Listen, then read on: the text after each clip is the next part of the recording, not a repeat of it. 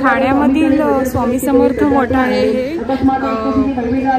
कोपरीच्या इकडचं स्टेशन जवळचं मठ आहे हे खूप जुनं मठ आहे तुम्ही बघू शकता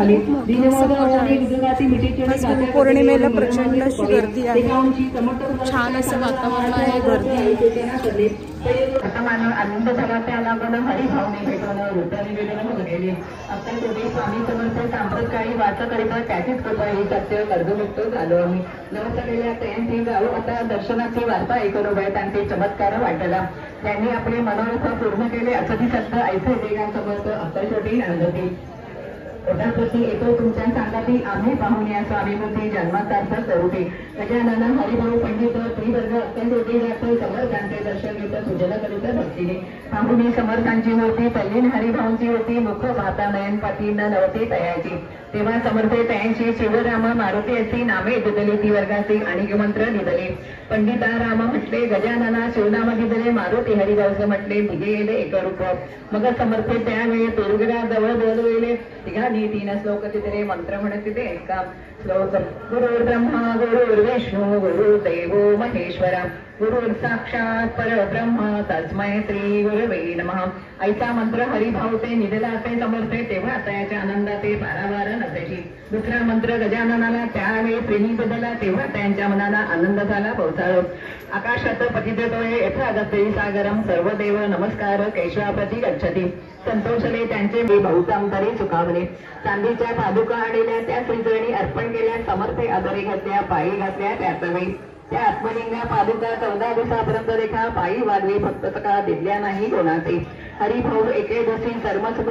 घेऊन दर्शन घेऊन श्रीचरणी मस्तके त्यांनी ठेविले तो समर्थ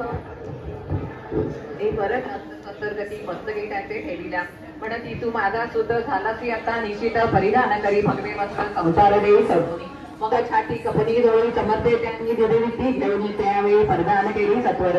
आत्मलिंग पादुका सत्वरी देती हरिभावाचे करी म्हणती गावणी सागरते किल्ल्या बांधवणी राहावी धरू नको आता लागे उभार माझा यशध्वज नको करू अन्याका सत्वर सुवान धरावा आज्ञा ऐकून अशी आनंद झाला माणसे सत्वर आले मुंबईचे साधू वेश घेऊन सद्गुरूचे मस्तके हस्त ठेवीत